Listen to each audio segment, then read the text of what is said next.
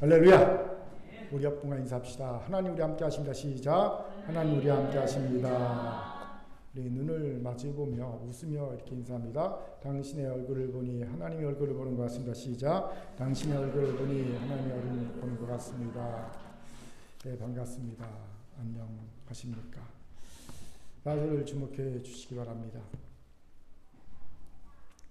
아마 며칠 동안 대한민국의 정상적인 시민이라면 큰 스트레스를 받았을 것으로 사료됩니다. 저도 마찬가지였습니다. 이유는 다들 짐작하시겠지요. 아무리 미쳤어도 설마 거기까지 하겠어 라는 우리의 생각을 비웃듯이 윤석열 일당이 비상계엄령을 발동했지요. 국회를 불법 점거하여 정치적인 라이벌들을 일거에 제거하고 선관위의 서버를 빼앗아 불법 선거 프레임으로 국회를 해산하여 자신들의 입맛에 맞는 이들로 국회를 채워 행정, 사법에 이어 입법기관까지 장악한 완벽한 독재체제, 소위 김건희, 윤석열 왕국을 만들려고 했기 때문입니다. 이건 너무나도 명백한 친위 쿠데타로 윤석열은요, 내란의 수괴예요. 김영현 전 국방장관을 비롯한 측근들은 내란에 적극 가담한 자들이고, 이제는 국힘당이 아니죠. 내란의 힘당은 의원들, 그들은 동조한 자들로 반드시 처벌받아야 할 것입니다. 그렇지 않으면 궁지에 몰린 윤석열 집단이 다음에 할 일은 너무 뻔히 보입니다. 전시 상황을 만들어서 제2의 비상계엄령을 선포하는 짓거리죠. 실제로 비상계엄 일주일 전에 김영현 전 국방장관이 합참의장에게 지시했다지 않습니까? 오물풍선을 보내는 북한의 원점을 포격하라. 합참의장이 적극 반대해서요, 이루어지지 않았다고 그러죠. 그래서 이번에 합참의장을 패싱한 거 아닙니까? 비상계엄령할 때 자기 말 안 들었다. 이미 그들은 국지전을 예상하고 있죠. 하루라도 빨리 대통령의 권한을 빼앗아 어떤 행동도 책정도 하지 못하도록 sak초재근해야 합니다. 그런데 여러분, 아마 강제로 여러 번 봐서 아시겠지만 윤석열이 12월 3일 밤 10시 30분 기분 나쁘게 제 생일 전날 밤에 아주 기분이 나쁩니다. 기습적으로 비상계엄령을 선포할 때 그의 비상계엄 선포 전문을 들으면서 제 안에 가장 먼저 들었던 감정이 있었습니다. 적반 하장도 유분수가 있지 였어요. 아마 여러분도 이와 비슷한 감정을 느끼실 수 있을 겁니다. 다시 보기 싫지만 설교를 위해 그 말도 안 되는 전문의 일부를 제가 편집해서 소개합니다. 민주당의 입법 독재는 자유대한국의 헌정 질서를 질밟고 헌법과 법에 의해 세워진 정당한 국가기관을 교란시키는 것으로서 내란을 획책하는 명백한 반국가 행위입니다. 이게 민주당이 한 말이 아니에요. 윤석열이 한 말입니다. 국민의 삶은 안중에도 없고 오로지 탄핵과 특검, 야당 대표의 방탄으로 국정이 마비 상태에 있습니다. 지금 우리 국회는 범죄자 집단의 소굴이 됐고 입법 독재를 통해 국가의 사법 행정 시스템을 마비시키고 자유민주주의 체제의 전복을 기도하고 있습니다. 자유민주주의 기반이 되어야 할 국회가 자유민주주의 체제를 붕괴시킨 괴물이 된 것입니다. 지금 대한민국은 당장 무너져도 이상하지 않을 정도의 풍전등화의 운명에 처해 있습니다. 친한 국민 여러분, 저는 북한 공산 세력의 위협으로부터 왜 갑자기 북한이 나온지 모르겠어요. 자유 대한민국을 수호하고 우리 국민의 자유와 행복을 약탈하는 파렴치한 종북 반국가 세력들 일거에 척결하고 자유 헌정질서를 지키기 위해 비상계엄을 선포합니다. 저는 이 비상계엄을 통해 만국의 나락으로 떨어지는 자유 대한민국을 재건하고 지켜낼 것입니다. 이를 위해 저는 지금까지 폐악질을 일삼은 만국의 원흉 반국가 세력을 반드시 척결하겠습니다. 이는 체제 전복을 노리는 반국가 세력의 준동으로부터 국민의 자유와 안전 그리고 국가의 지속 가능성을 보장하며 미래 세계에게 제대로 된 나라를 물려주기 위한 불가피한 조치입니다. 다시 봐도 기가 막힌 현실 인식이 아닐 수 없어요. 도대체 2년 7개월 동안 대한민국이 모든 것이 풍비박산이 났는데 그 주범이 누구입니까? 본인입니다. 그리고 본인의 부인입니다. 이들 부부로 인해 공정화 상식이 무너졌고요. 법치주의도 무너졌고요. 경제 정의도 무너졌고요. 외교도 국격도 민생도 안보도 다 무너졌고 지금은 끝도 모를 나라로 떠져가고 있습니다. 그렇게 국민들의 상당수가 공통적으로 동의하는 바가 뭡니까? 대한민국의 최고의 리스크는 위기는 대통령 부부다. 국민의 거의 80% 이상이 그렇게 생각하고 있어요. 대한민국의 가장 큰 리스크, 위험 요소는 대통령 부부다. 그런데 도대체 그 정의조차 없는 종북 반국가 세력이라는 단어를 사용하여 실체도 불분명한 가상의 적을 상정하고 그들 때문에 나라가 풍전등화의 운명에 처했다는 인식하에 절대로 하지 않겠습니다. 수십 번도 더 국민 앞에 공언했던 비상계엄을 선포한 겁니다. 이러니 적반하장도 유분수가 있지라는 생각이 안 들래야 안 들 수가 없어요. 그런데 내란의 힘 당 모습도 만만치 않습니다. 친위 구테타를 저지른 내란 수괴가 명약 관화함에도 이건 빼도 박도 못하게 명약 관화하잖아. 뭐라고 주장하면서 탄핵 반대를 당로 채택하고 탄핵을 부결시켰습니까? 김건희 특별법과 함께 자신들에게는 탄핵 트라우마가 있기에 이번에도 대통령을 탄핵해서는 안 된다는 이유였습니다. 제가 설교 시간에 이런 말씀 드려서 죄송합니다. 거친 표현하겠습니다. 이것들은 정말 존재해서는 안 되는 정당이 분명합니다. 왜요? 그깟 몇 년 야당 생활 한 것을 가지고 탄핵 트라우마를 운운했기 때문입니다. 누구 앞에서? 국민 앞에서. 여러분 우리 국민들은요 무슨 트라우마가 있습니까? 비상계엄령 트라우마가 있어요. 이 국민들의 트라우마를 조금이라도 생각했다면 절대 할 수 없는 막말이죠. 저만 해도요 이미 제가 금요일 때 말씀드렸듯이 비상계엄이 선포되자 진짜 앞이 깜깜해졌습니다. 독재와 맞서 싸워했기 때문에 사실 대학교 1학년 그리고 2학년까지 거의 수업의 반 정도를 못했습니다. 휴강됐어요. 대학교 들어가자마자 수업의 반 이상을 못했어요. 그 아무랬던 기억이 되살아났어요. 특히 제가 여러 번 말씀드렸지 않습니까? 제 눈으로 직접 봤다고. 숭실대 인문대학교 본관 옥상에서 영문과 학우가 온몸에 신나를 뿌리고 자기 몸에 직접 불을 붙이고 독재 타도를 외치면서 옥상에서 뛰어내렸습니다. 불타 죽는 거 직접 봤습니다. 그날 저도 눈이 뒤집혔고 다 뒤집혔습니다. 그래서 한강성심병원, 그때 화상 전문병원이죠. 거기까지 달려가서 밤새 데모하다가 다 잡혀갔습니다. 박정. 저는요 거기가 제 나발이 아닙니까? 골목골목 다 압니다. 도망쳤죠. 제 나발이었으면 저도 잡혀갔는데 그게 제가 어릴 때부터 살던 곳이니까 저를 잡을 수가 없죠. 그때 느꼈던 분노, 두려움이 다시 저를 엄습해 왔습니다. 여러분 저만 해도 그런데 광주 시민들은 오죽했겠습니까? 그런 국민들이 아직 시퍼렇게 살아있는데 감히 탄핵 트라우마를 운운하고 있으니 적반하장도 유분수가 있지라는 생각이 안 들 수가 없지요. 그렇기에 분노했고 분노했기에 밤새기도 했습니다.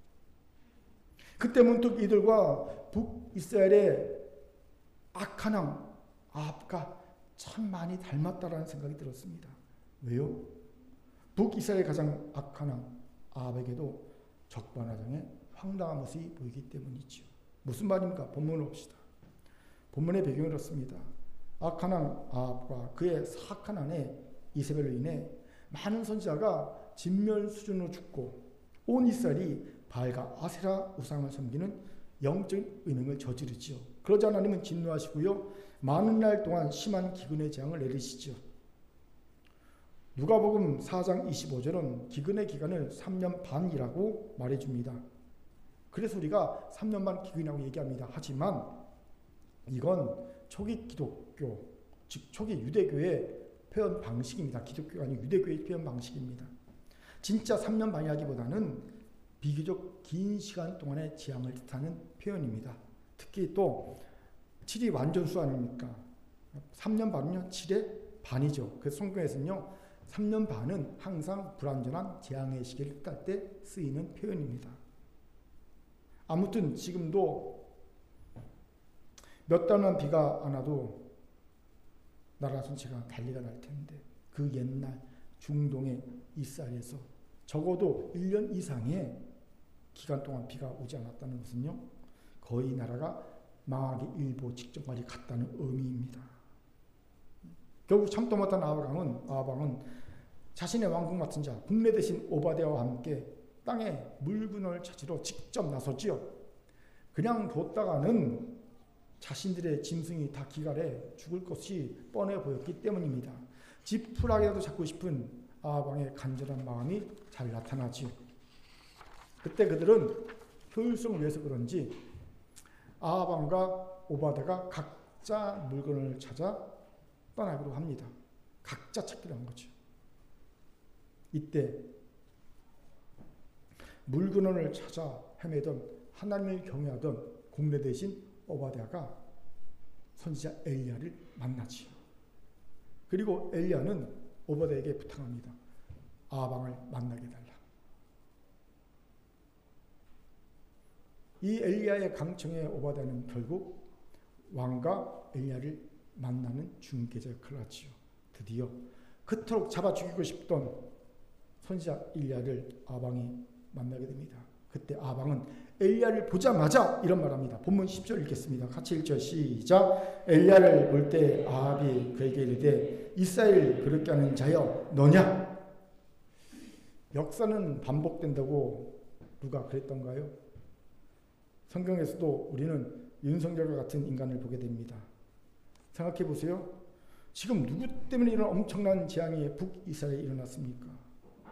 바로 우상을 그냥도 아닌 지독하게 섬기고 하나님의 선지자들을 거의 진멸 수준으로 죽인 자신과 자신의 아내 탓입니다. 그런데 적반하장도 유분수가 있지 아합왕은요 이 모든 재앙이 도리어 선지자 엘리야 탓이라고 합니다. 물론 그도 그 나름대로의 이유는 있겠지요. 그게 뭘까요? 열왕기상 17장 1절 읽겠습니다. 같이 1절 시작. 길앗에 우가는 자 중에 히셉 사람 엘리야가 아합에게 말이되 내가 섬기는 이스라엘 하나님 여호와께서 살아계심을 두고 맹세하노니 내 말이 없으면 수년 동안 비도 이슬도 있지 아니하리라 하니라. 아멘. 심각한 기근이 언제부터 일어났습니까? 선지자 엘리야가 저주를 하면서부터입니다. 그렇게 아합이 엘리야를 잡아 죽이려고 혈안이 되었고 엘리야를 보자마자 이스라엘을 괴롭히는 자라고 말한 겁니다. 네가 저주했지 않냐는 거죠. 여기서 괴롭히다고 번역된 히브리어 아카르는요 기본 뜻이 물을 휘젓다라는 뜻이고요. 상징적인 뜻이 교란하다는 뜻입니다. 교란하다. 아합은요 엘리야가 국정을 교란시키는 자라고 비난하고 있는 겁니다.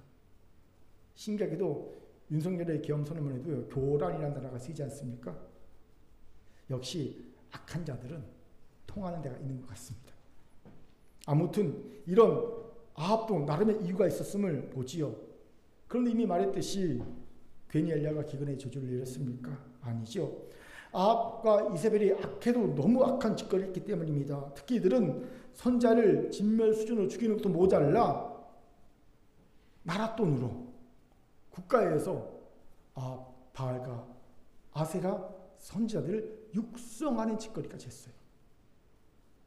요즘 말하면 국민의 세금으로 무당들을 지원하고 국가의 모든 그런 중요한 그 선택을, 정책을 무당들의 점지를 받아 행하는 것 같은 일을 한 거죠. 실제로 왜 12월 3일 날 비상계엄령을 선포했을까? 주말에 했으면 무조건 성공했을 텐데, 주말이면 국회의원들이 다 자기 그 지역군 내려가니까. 이거는 여의도 상황을 전혀 모르는 사람이 시도한 거다라고 얘기가 나옵니다. 그때 강력한 추정되는 이유 하나가 3일 밤 이거라는 거죠. 왜냐하면 검사 시절부터 윤석열은요, 압수수색 구속영장 청구할 때 그냥 청구한 게 아니라 점지를 받아 청구했다는 겁니다. 언제가 좋을까요? 며칠 밤. 그러니까 자기의 목숨이 달린 이 절대절명의 시기를 선택하는데 그냥 선택했을 리가 없겠죠. 누군가에 가서 부탁했겠죠. 3일 밤. 이런 추정을 하는 이가 많습니다. 기가 막히죠. 그렇게 기근한 재앙을 하나님이 엘리야를 통해 내리신 겁니다. 즉 원인 제공은 아합과 이세벨이죠. 그럼에도 아합은 적반하장식으로 엘리야를 재앙의 원인으로 몰아 비난하고 죽이라고 했습니다. 꼭 윤석열과 같지 않습니까? 왜요? 그가 비상계엄을 선포해야 한다고 왜 주장했습니까? 핵심은 거듭되는 야당의 탄핵 발의와 예산 삭감이었습니다. 그런데 다들 알다시피 괜히 탄핵을 거듭 발의했습니까? 아닙니다. 정말 어떻게 저런 인사를 발탁했을까? 기함하게 하는 인사들을 연이어 중요 자리에 앉혔지 않습니까? 윤석열 씨의 인사에 중요한 원칙이 하나 있습니다. 공통점이 있습니다. 뭡니까? 절대 그 자리에 어울리지 않을 것 같은 사람을 그 자리에 앉힌다는 겁니다. 정말 저 자리에는 이 사람이 절대 앉으면 안 되라는 사람을 꼭 그 자리에 앉히는 게 원칙이죠. 예를 들어 독립기념관 관장의 자리에는 절대 친일파 우두머리가 앉아서는 안 되는데 그 자리에 친일파를 앉히잖아요. 방통위원장 자리에는 절대 공영방송을 장악하고 탄압했던 네가 앉아서는 안 되는데 그런 전력 있는 자리에 그 자리에 앉히잖아요. 한두 건인가 이런 게 계속 말도 안 되는 이들을 계속 앉혔지 않습니까? 이러니 탄핵할 수밖에 없잖아요. 특히 김건희 씨의 경우는 드러난 죄악이 너무 많습니다. 일일이 열거할 필요도 없이 국민들이 다 아는 죄가 빡빡하게 쌓여 있습니다. 그런데 아무런 법적인 책임 묻지 않았습니다. 이러니 탄핵할 밖에. 또 예산도 그렇습니다.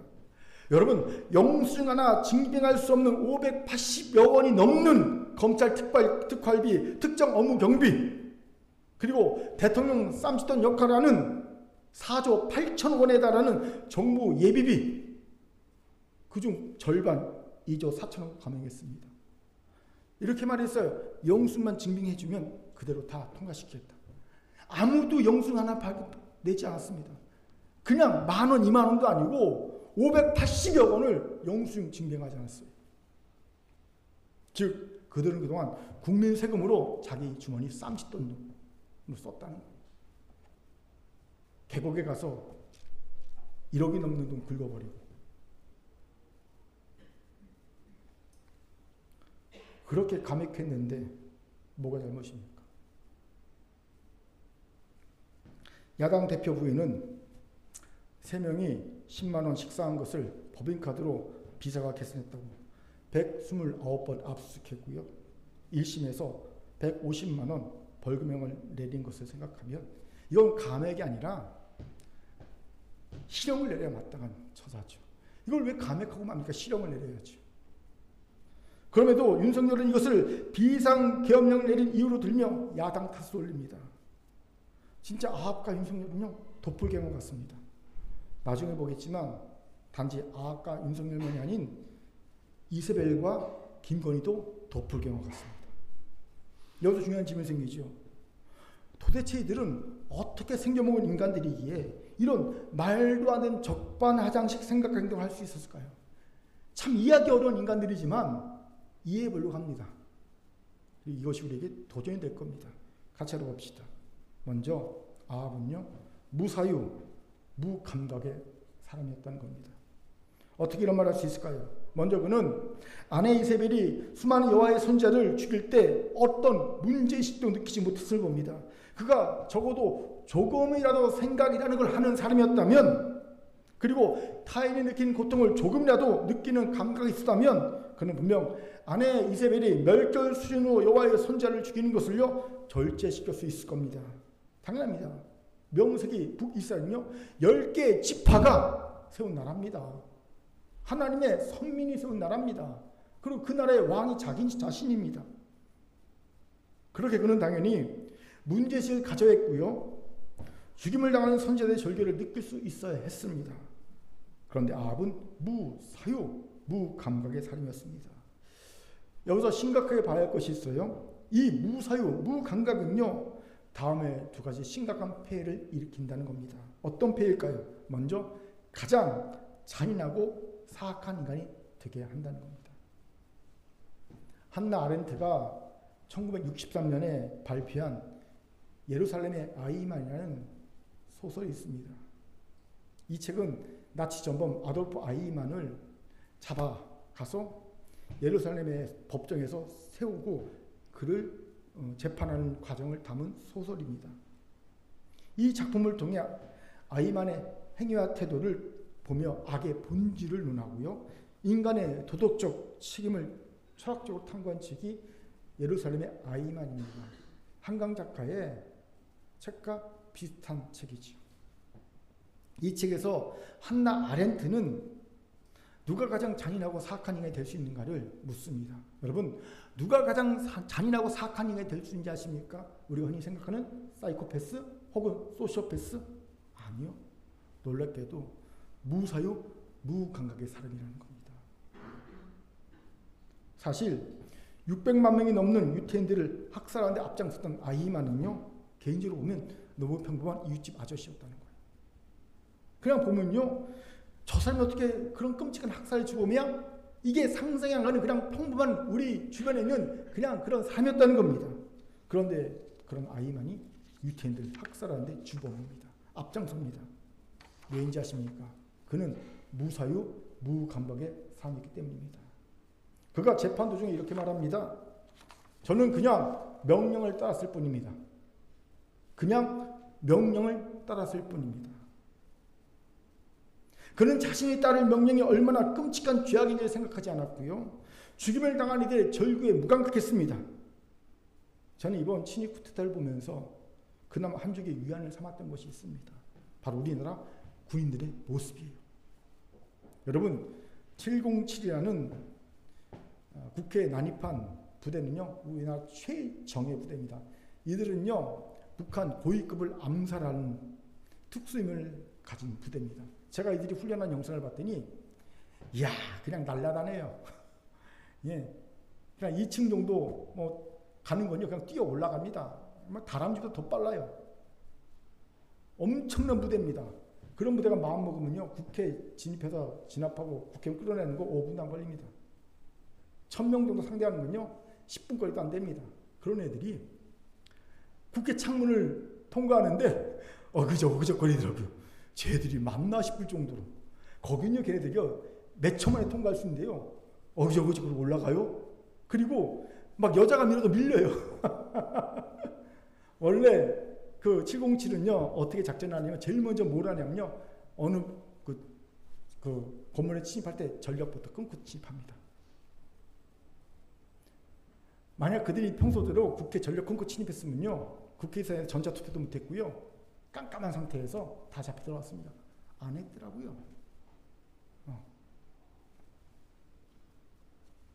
이것을요, 박구영 전남대 법철학과 교수가 이렇게 해석하더라고요. 의심의 30분.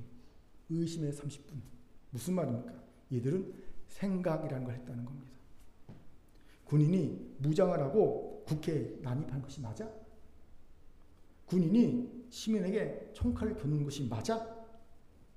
생각했다는 겁니다. 5.18 광주 민주항쟁을 무력 진압한 군대와는 다른 모습이었죠. 그리고 이 의심의 30분이 친위 쿠데타를 막는 해산을 하는 법을 땅땅땅 할 시간을 버려줬다는 거예요. 저는 만약 이들이 생각하지 못한 아이만이나 5.18 광주 민주화 항쟁을 진압했던 공수부대와 같았다면 생각하기도 싫은 끔찍한 일이 벌어졌을 것이 확실합니다. 그렇게 여러분, 무사유, 무감각의 사람이 절대 되어서는 안 됩니다. 두 번째로 무사유, 무감각에 만든 폐해는요, 적반하장식 인간이 되게 한다는 거예요. 아합이 그런 대표 예가 아닙니까? 그는 자신의 행동에 대해 아무 생각도 없고요, 타인의 고통에 무감각하기에 자신을 도리어 피해자를 여기고 엘리야를 가해자를 여기는 적반하장식 생각 행동을 취하고 있음을 보게 되지요. 앞에서 소개한 아이만도 마찬가지입니다.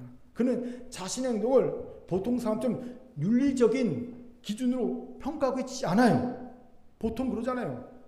근데 윤리적인 기준 평가하지 않습니다. 대신 그는 자신을 단순한 체제의 톱니바퀴 중 하나라고만 생각하고 있어요.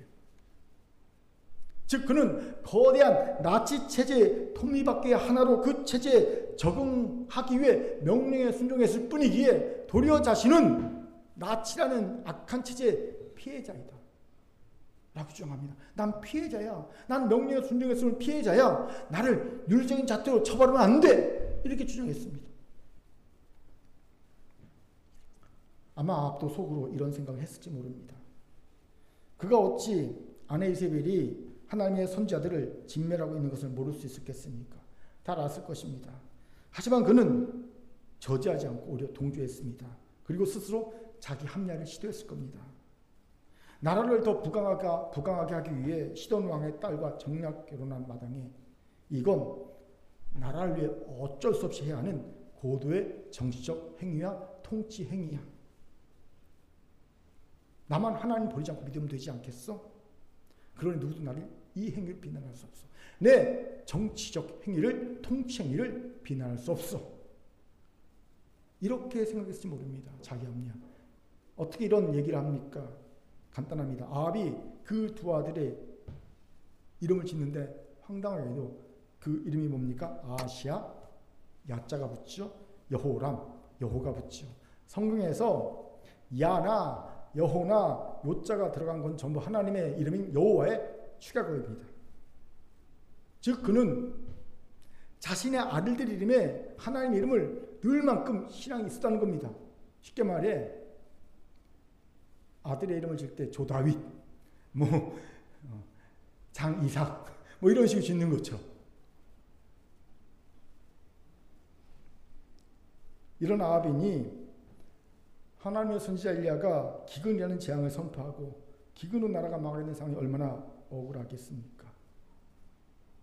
엘리야는 또 얼마나 죽일 놈을 보였겠습니까? 자신의 구국의 결단도 이해하지 못하고 자신을 저주하고 지적하고 있으니 이 한심한 놈, 이 고도의 정치적 통치 행위를 이해도 못하고 저주하고 있어?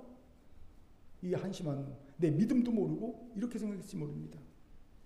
이러니 엘리야는 국정을 교란하는 자요 자신은 온전한 피해자라는 적반하장식 생각과 태도를 가지고 있었던 것이겠죠.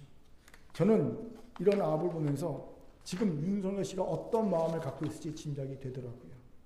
얼마나 억울하겠습니까?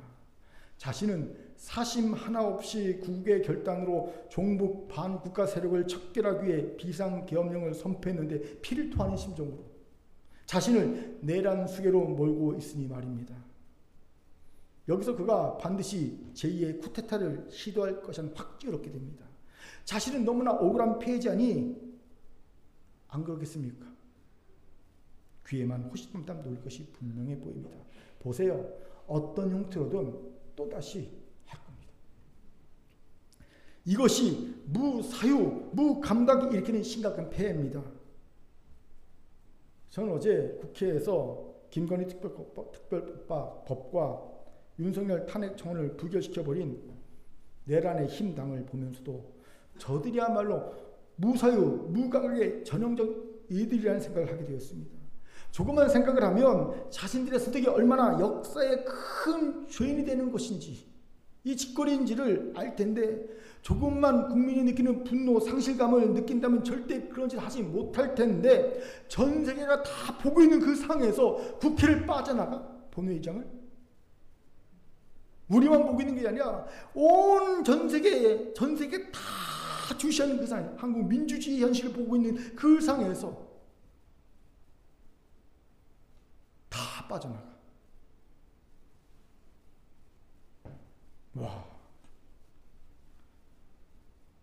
그들은 철저히 정당성이 아닌 사익에 따라 움직일 수 없습니다. 이것이 바로 무사유, 무감각한 자들의 특징입니다. 그렇게 더 이상 공당의 자격이 없습니다. 해산해야 마땅합니다. 왜요? 이들은 가장 사악하고 잔인해질 수 있으며 적반하장식으로 도리어 국민들을 가해자로 몰고 갈 수 있기 때문입니다. 그렇게 사랑하는 공교회 성도 여러분, 우리도 생각 좀 하고 삽시다. 생각이라는 걸 하고 삽시다. 하나님 괜히 우리에게 생각이라는 걸 넣어주지 않으셨어요. 또한 타인의 슬픔과 상처를 느끼고 공감합시다. 특히 우리에게는 하나님의 말씀이 있지 않습니까? 말씀을 묵상한 우리가 생각하지 못한다는 것은 말이 안 됩니다. 또 우리는 사랑이 없으면 아무것도 아닌 존재가 아닙니까? 그럼 우리가 타인의 슬픔과 상처를 느끼고 공감하는데 어려움을 겪는다면 또 이게 말이 되겠습니까? 안 됩니다. 그런데 현실은 놀랍게도 태극 부대가 있고요. 정광훈이 윤석열을 보면서 천재 중에 천재라고. 내가 주준희 기자와 인터뷰하면서 야, 윤석열 씨는 천재 중에 천재라고 이렇게 하는 거 보고 내가 하늘이 노래졌어요. 물론 그런 인간이긴 하지만 태극 부대가 있고요. 지체, 실수와 죄악에 대해 판단과 정죄가 난무하는 교회가 너무 많습니다. 뭔가 그게 잘못되었습니다. 그렇게 이제 제대로 말씀 묵상합시다. 말씀을 합시다. 자기 의를 세우고 타인을 판단하고 정죄하는 수단으로서의 신앙생활의 열매를 맺는 거 그만하고 그 수고 그만하고 이제 과감하게 성령의 열매, 사랑의 열매를 맺고자 하는 이로 변해됩시다. 오늘 이런 깨달음과 결단이 우리 가운데 있기를 주의 이름으로 축원합니다. 아멘. 자, 옆분과 인사합시다. 무사유, 무감각의 죄에서 옆분 보면서 이렇게 외칩니다. 벗어납시다. 벗어납시다. 두 번째로 아합은 나르시시스트였다는 거예요. 샌디 호치키스가 쓴 나르시시즘의 심리학이라는 책이 있어요. 이 책에서 저자는 정서적 발달의 관점에서 봤을 때 나르시시스트의 정신연령을 말합니다. 여러분, 혹시 나르시시스트의 정신연령이 몇 살쯤 될 거라고 짐작하십니까? 몇 살쯤 될 것 같아요? 놀랍게도 샌디 호치키스는요, 41살에서 2살 상태의 정신연령으로 고착되었다고 말합니다. 41살에서 2살. 이보단 덜 과격하지만 학자 크리스텔 프티콜랭도 나르시시스트의 정신연령은 아무리 높아도 12살을 넘지 못한다고 얘기합니다. 이유가 뭘까요? 철저하게 자기 중심적이기 때문이에요. 41살, 2살 때의 아이는요, 자신이 대단한 존재인 듯한 감정을 경험합니다. 이건 당연히 거쳐야 하는 감정이죠. 단계입니다.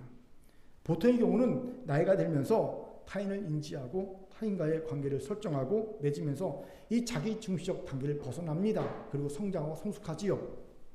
그런데 나르시시스트는요, 딱 거기서 정서적 발육이 정지된 이들입니다. 그렇게 이들은 타인을 개별적인 존재가 아니라 자신의 연장이라고 생각합니다. 마치 아이가 엄마를 자신과 동일시하고 자기 일부처럼 여기듯이 말이지요.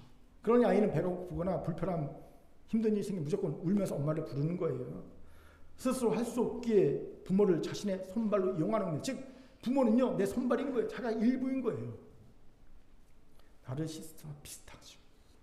이들은 성인이 되어도요, 자신의 문제를 자신이 해결하는 것이 아니라 타인이 해결해야 한다고 생각합니다. 왜요? 남들과 경계를 분명히 하고 독립된 인격으로 발달시키는 데 심각한 장애, 인격적 결함이 있는 이들이기 때문입니다. 아합을 보세요. 그는 철저하게 아내 이세벨을 의지합니다. 자신이 책임지고 이끌어야 할 국정을 이세벨이 하라는 대로 다 합니다. 선지자 죽입니다. 바알 아세라 우상 세웁니다. 그 바알 아세라 선지자들 국가적으로 육성을 시킵니다. 아내가 하라는 대로 다 합니다. 딱 누굴 생각납니까? 김건희에게 모든 것을 맡기고 조종을 받는 윤석열을 같지 않습니까? 둘 다 나르시시스트라는 거예요. 또한 나르시시스트는 자기를 만족시킬 가능성 있는 사람을 자신의 일부로 생각해서 자신의 욕구와 기대를 채워줄 손발 같은 도구, 즉 이용과 착취의 대상만 생각합니다. 그러니 왕국 맡은 자, 즉 국내 대신 오바댜 같은 핵심 측근이잖아요. 비서실장입니까? 핵심 중에 핵심 측근은 비서실장이거든요. 오바댜는 비서실장입니다. 비서실장 오바댜도 엘리야가 자신을 아합과 만나달라고 중재달라고 할 때 죽는 소리 하지 않습니까? 열왕기상 18장 14절 같이 읽겠습니다. 시작. 이제 당신의 말씀이 가서 내 주에게 말하기를 엘리야가 여기 있다라 하시니 그러면 그가 나를 죽이리이다. 무슨 말입니까? 오바댜가 길에서 엘리야를 만났다고 아합한테 얘기하고 엘리야가 왕을 만나기 원합니다라고 말하면 아합왕이 자신이 그동안 엘리야의 거취를 알면서 숨겼다고 착각하고 오해하고 자신을 죽이겠다는 거예요. 난 죽습니다. 죽을 목숨입니다. 죽는 소리 하는 겁니다. 이게 무슨 말입니까? 이것이 최측근에서 아합왕을 모셨던 비서실장 오바댜가 아합이라는 인물에 대해 느끼는 인물 됨됨이라는 겁니다. 그는 최측근이라도 그저 자신을 위한 선발이자 이용과 착취의 대상으로 여겼을 뿐 인격적 교감이나 가치를 인정해준 제도가 아니었다는 겁니다. 그렇다면 쉽게 죽일 수 없죠. 비서실장조차도 쉽게 죽일 수 있는 것은요, 아무것도 아니로 의심해서 죽일 수 있는 것은요, 그냥 얘는 내 손발이야, 내 착취와 이용의 대상일 뿐이야, 이런 지도자였다는 거죠. 이것이 바로 나르시시스트입니다. 윤석열도 그렇지 않습니까? 최측근으로 오랫동안 가신 역할을 했던 한동훈을 이번 체포 대상에 포함시켰지 않습니까? 왜요? 이제 이용 가치가 별로 없기 때문입니다. 그런데 나르시시스트의 특징은 이것만이 아니지요. 이게 다가 아닙니다. 이들의 가장 큰 특징이 뭔지 아십니까? 자신의 잘못을 다 상대 탓으로 돌린다는 거예요. 그들은 자신의 삶에서 일어나는 모든 부정적인 것에 대해 다 남 탓으로 돌리고 자신은 책임이 없다고 생각합니다. 이들은요, 만 1살에서 2살의 정신연령에 머물러 있기 때문에 문제가 생기면 원인을 분석할 능력도 없고요. 그 문제를 처리할 능력도 없습니다. 이들이 갖고 있는 능력 하나는 오직 뭐냐면요, 가장 만만한 사람 하나 딱 집어서 책임을 덮어주는 것. 이것밖에 이들은 문제를 해결할 능력이 없어. 이 방법밖에 가지고 있지 않아요. 자신에 있는 모든 부정적 일들을 해결할 방법이 없기 때문에 그저 만만한 사람 하나를 딱 집어서 그에게 모든 책임을 전가시킨 것 이외에는 방법이 없는 이들이에요. 그러니 적반하장이 나르시시스트의 대표적인 특징이라는 겁니다. 아합이 괜히 이스라엘을 괴롭게 하는 자여 너냐라고 말한 것이 아닙니다. 윤석열이 괜히 집권 초기부터 입만 열면 전 정권 탓이라고 계속 말하는 것이 아닙니다. 이것밖에 할 게 없는 거예요, 사실. 저는 이게 왜 저럴까 그랬거든요. 아직도 그러죠. 도대체 저 사람 왜 맨날 문정권 탓 할까 했더니 이게 이것밖에 해결할 능력이 없는 거예요. 나르시시스트의 특징입니다. 급기야 비상계엄령도 야당 탓을 하지 않습니까? 다 나르시시스트의 특징이죠. 그런 심각합니다. 여러분, 정신연령이 만 1살에서 2살밖에 안 되는 이에게 대통령이라는 막강한 권력이 주어져 있는 거예요. 대한민국이 지금 괜히 지난 2년 7년 동안 나라가 쑥대밭이 된 것이 아니라는 것을 알게 됩니다. 아, 이래서 대한민국이 그 짧은 시간 동안에 쑥대밭이 됐구나. 여기서 질문이 생깁니다. 그럼 어찌합니까? 일단은 윤석열 정부는 빨리 그 자리에서 끌어내려야 합니다. 나라가 완전히 망하기 전에. 더하여 혹시 우리 주변에 이런 나르시스트가 있다면 바른 대처를 해야 합니다. 어떻게 해요? 관계를 끊으세요. 아십시오. 나르시스트가 가진 특징 중 하나가 상대의 입장을 전혀 생각하지 못하고 심지어 상대방이 무엇을 느끼고 생각하는지 마저 자신 멋대로 판단한다는 거예요. 예를 들어 남자가 어떤 일에 몰두해 생각하고 있으면 나르시스트는요, 그 여자는 남자가 자신을 귀찮아하고 미워한다고 생각합니다. 그리고 삐지고 화를 내죠. 남자가 아니라고 해명해도 믿지 않습니다. 관계를 오래 지속하기 힘든 유형이지요. 더 심한 경우는요, 상대의 감정과 의견을 자신이 대신 지정해 줍니다.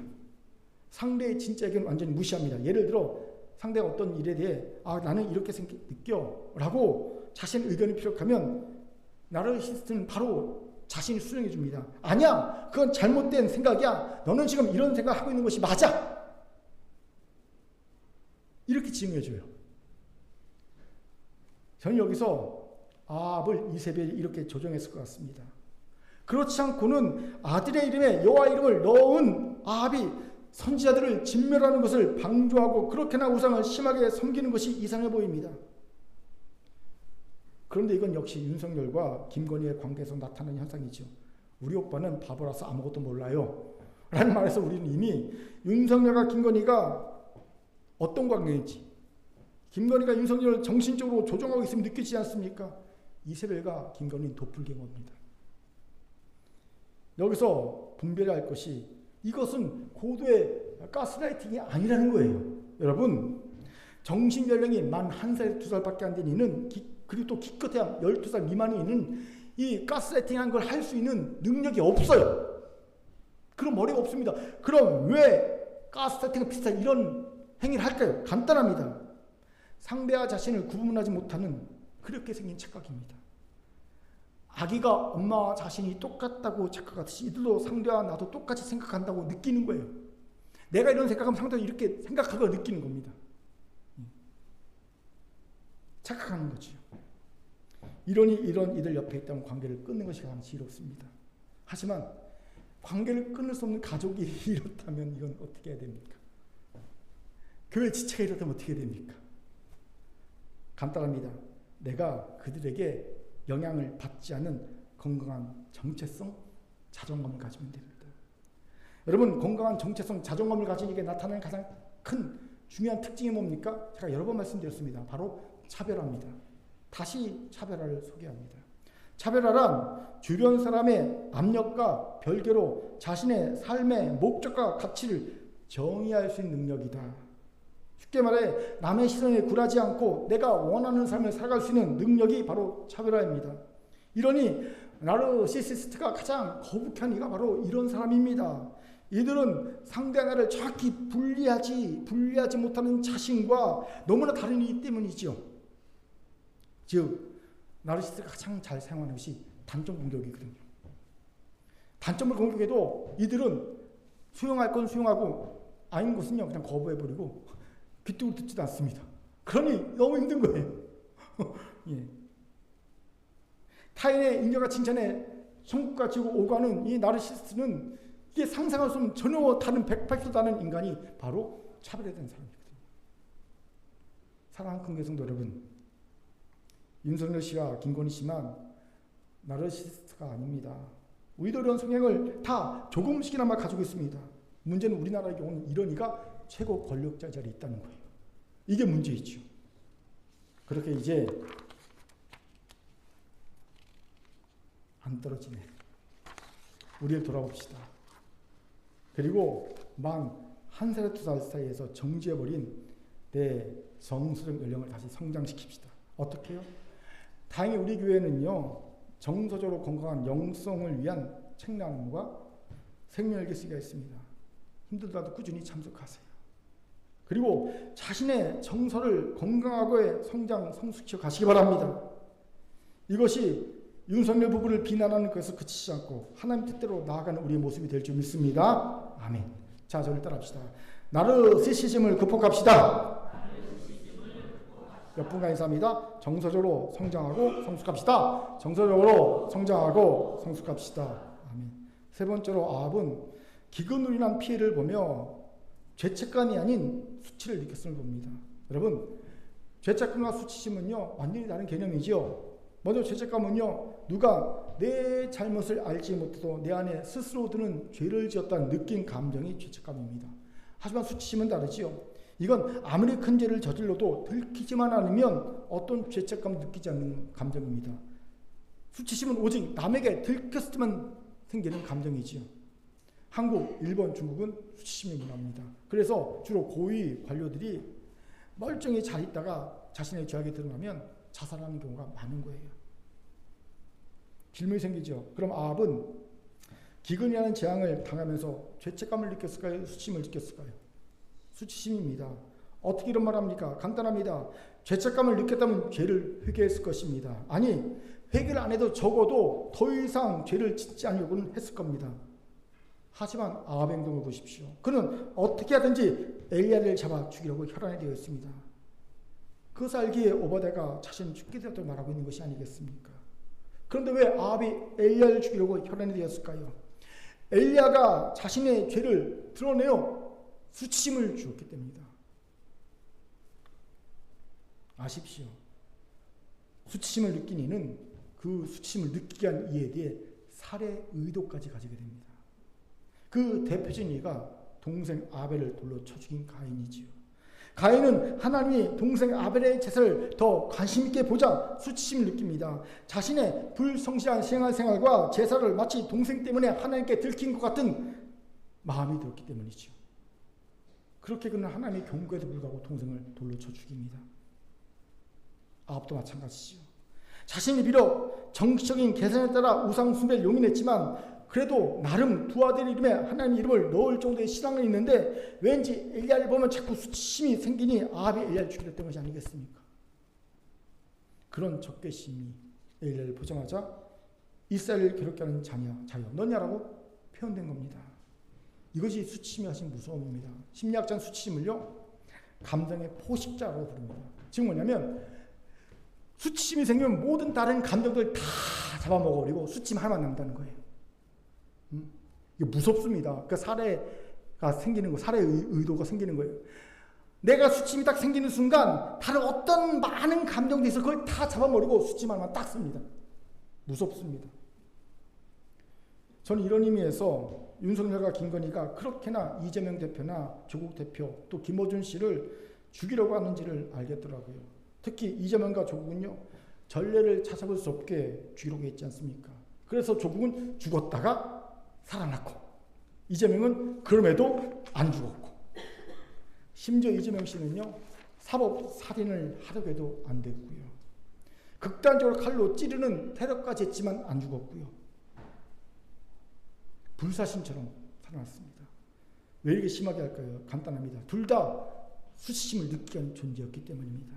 특히 제 해석이 아닙니다. 유시민 씨 해석입니다. 이재명의 경우는 소년 노동자에서 변호사까지 되었으면 그냥 그 자리에 만족하고 특권층, 기득권 자신들이 주는 떡거물이나 먹고 살면 될 텐데, 자꾸 보니까 성장하는 거예요. 성숙하는 거예요. 사람이 자꾸 리더의 지식, 자질, 리더의 서사가 쌓여가는 것이 아닙니까? 그냥 떡물이나 먹고 평범하게 살면 되는데 자꾸 삶이 성숙해가는 겁니다. 그러니 기득권층, 특히 윤석열 같은 이는 이재명을 보면서 수치심을 느낀 겁니다. 죽이고 싶을 정도로 말이죠. 그렇게 윤석열은 자신에게 수치심을 느끼게 한 이가 국민이라고 해도요, 가만두지 않을 인간이죠. 괜히 여러분, 이특막 사건 이런 게 아닙니다. 괜히 심기보호가 나타나는 게 아니에요. 이게 벌써 아는 거죠, 주변이. 대통령이 수치심을 느끼는구나. 그러니까 수치심을 느끼게 할 만한 일이 벌어지지 않도록 막 뭐라고 하려고 하면 입을 막아버리고, 국회의원도 막아버리고, 대한변협 이사도 막아버리고, 대표도 막아버리고, 다 막아버리는 거예요. 경호를 해야 되는데 심기경호를 하는 거예요. 심기경, 정서경호를 하는 거예요. 왜요? 대통령은 수치심을 느낀 사람이다. 안 거죠. 여기서 중요한 질문이 생기죠. 그럼 우리는 어떻게 수치심을 느끼지 않을 수 있을까요? 잘 들어보세요. 보통 수치심은 낮은 자존감에서 나오지요. 그리고 낮은 자존감은 보통 잘못된 양육에서 비롯됩니다. 윤석열 씨처럼 아버지에게 고무옷으로 맞으면서 큰 경우와 같이 잘못된 양육을 받고 자라는 사람은 자존감이 낮아지고 수치심 감정이 생깁니다. 그렇게 수치심을 극복하려면 그 근본 낮은 자정을 취해야 합니다. 방법은 여러 가지가 있지만 간단히 말씀드립니다. 자신과의 용서, 화해입니다. 여러분, 제발 자기 자신과 싸우지 마세요. 특히 내가 지금 어쩔 수 없는 내 과거에 나와 싸우지 마세요. 대신 과거에 나의 잘못 용서해주고 과거에 나와 좀 화해해 좀 하세요. 우리 아버지 하나님 우리를 조건 없이 사랑하시고 용서해 주시고 자녀 삼아 주셨지 않습니까? 그런데 왜 나는 여전히 그 사랑을 받으면서 내 과거에 나와 잘못하고 실수한 과거에 나와 자꾸 싸우고 화해하지 않습니까? 저도 가끔 그래요. 갑자기 뚱땅해서 이 바보 같은 놈 툭 튀어나올 때가 있어요. 왠지 아세요? 수십 년 전에 내 실수와 내 죄악이 문득 생각날 때 나도 모르게 바보 같은 놈 탁 합니다. 그럼 그때 바로 딱 정지하고 다시 나를 화해합니다. 무서운 거예요. 무서운 거예요. 이제 자신 용서하세요. 화해하시기 바랍니다. 이것이 돼야 합니다. 그렇다면 이제 내게 상처를 준 이들 혹은 환경과 화해할 준비를 하시기 바랍니다. 어떻게 해요? 잘 들으셔야 합니다. 제발 조급해하지 마시고 천천히 하세요. 급하게 용서하고 급하게 화해하지 말고 내 안에 그럴 믿음, 용기, 힘이 생길 때까지 기다리시기 바랍니다. 그것이 10년이 걸릴지 20년이 걸릴지 아니면 평생이 걸릴지 모르겠지만 꼭 생깁니다. 그때까지 기다리세요. 자연스럽게. 그 기다리는 동안 용서와 사랑의 마음이 생길 때 기다리는 동안 대신 들키지 마시기 바랍니다. 제가 요즘 고린도전서 13장 사랑은 오래 참고 사랑은 온유하며라는 말씀을 요즘 들어 새롭게 이해하고 있는 게 있어요. 뭔지 아십니까? 이 말씀은 이거구나. 진짜 진실되게 진심으로 사랑 오래 참고 사랑 온유하고 이게 아니라 그때까지 내 조급한 마음을 상대에게 들키지 말고 내 과격해지지 않은 마음을 상대에게 들키지 말고 이거구나. 오래 참지 못한 내 조급한 마음 들키지 마. 자꾸 과격해지는 내 마음 들키지 마. 이거구나. 새롭게 깨닫고 있습니다. 그래서 요즘에 안 들키려고 노력합니다. 이게 영적 실력이거든요. 여러분, 괜히 능력도 안 되면서 성자 코스프레 하지 마시고 그저 들키지 않길 노력하십시오. 언제까지? 내가 자연스럽게 나를 용서하고 나를 화해하며 타인 용서하고 그때 환경을 화해할 내적 힘이 생길 때까지 이렇게 서서히 낮은 자정을 치유해 가세요. 그러면 죄책은 느낄지언정 수치는 점점 사실 겁니다. 아십시오. 그래서 건강한 자존감을 가진 사람일수록 남에게 숨기는 일이 별로 없습니다. 다들 이거 부끄러운 일이니까 숨겨야 되지 않겠어 하는 것도요. 이게 뭐 부끄러운 일이야? 괜찮아. 말해도 돼. 이렇게 되는 거예요. 이게 건강한 자존감이거든요. 저는요. 윤순호 씨 부부가 숨겨야 할 일이 너무 많기 때문에 수치심을 벗어나고 있지 못하다는 걸 깨달았어요. 이번에. 일면 불쌍한 마음이 들었습니다. 그렇게 그들을 위해서 빨리 죄를 밝혀주고 죄값을 치르게 해줘야 된다는 생각이 들었어요. 그들을 위해서. 이제 우리도 돌아봅시다. 우리는 죄책감을 느낀 자입니까? 수치심을 느낀 자입니까? 혹여 후자라면 우리도 낮은 자정을 회복합시다. 아버지 하나님의 무한한 사랑을 받은 자녀로서 자신의 과거의 실수와 죄악에 대해 현재에 대해 싸우지 마시고 하나님 능하신 눈에 맡기며 자신 화해합시다. 오늘 이런 애가 있기를 주의 이름으로 축원합니다. 아멘. 자, 저를 따라합시다. 건강한 자존감으로 수치심을 극복합시다. 건강한 자존감으로 수치심을 극복합시다. 이제 말씀 마치죠. 우리는 적반하장에 능한 이가 최고의 권력을 여전히 쥐고 있는 위험한 상황에 놓여 있습니다. 그는 무사유, 무감각에 가장 사악하고 잔인해질 수 있는 사람입니다. 그는 만 1살에서 2살 사이의 정신 연령을 가진 무서울 정도로 자기 중심적인 사람이고요. 감정의 포식자인 수치심을 느끼는 낮은 자존감의 사람입니다.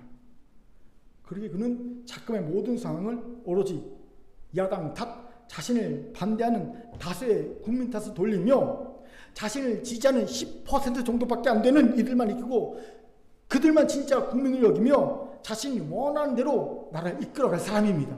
이를 위해서라면 국지전도 불사할 사람입니다. 비록 지금은 친위 쿠데타를 중과부적으로 실패했지만 분명 다시 기회가 오면 이번엔 더 무섭고 잔인하게 친위 쿠데타를 행할 겁니다. 그렇게 이제 적을 알고 나를 알아서 대비합시다. 이번에도 대비했기 때문에 그나마 막을 수 있던 것이 아니겠습니까? 더불어 내 안에도 우리 안에도 우리가 그토록 비난하고 싫어하는 이 모습이 있음을 합시다. 우리도 무사유 무감각의 의성을 그대로 방치하고 살고 있지는 않았습니까? 우리도 정서적으로 정당과 성숙의 길을 위해서 나르시스가 되어서 어린아이 수준에서 정자에 살고 있지는 않습니까? 우리도 낮은 자정을 방치해서 수치의 삶이 되어 있지는 않습니까? 우리를 돌아봅시다. 비록 국가적인 큰 비극이 났지만 이 비극을 딛고 더 나은 민주공화국 대한민국과 한국교회와 큰 교회 성도로 나아가는 계기를 삼기를 주의 이름으로 축원합니다. 하나님의 말씀했습니다. 기도하겠습니다. 하나님, 우리를 불쌍히 여주옵소서. 우리의 죄악입니다. 우리의 연약함입니다. 하나님, 아합의 모습에서 윤석열의 모습에서 우리의 모습을 또한 봅니다. 용서하여 주시고 우리를 고쳐 주옵소서. 하나님, 이 위기 가운데서 이 풍전등과 같은 이 나라의 위기 가운데서 하나님 기독 시민이 끼어서 기도하게 하시고 앞장서게 하셔서 하나님의 공의와 정의를 세우는 귀한 은혜가 있게 도와 주옵소서. 하나님, 속히 불의한 자 악한 자 그 자에서 몰아내게 하시고 하나님이 원하시는 모습이 이 땅 가운데 이루어지게 도와 주옵소서. 감사드리며 예수님 이름으로 기도합니다. 아멘.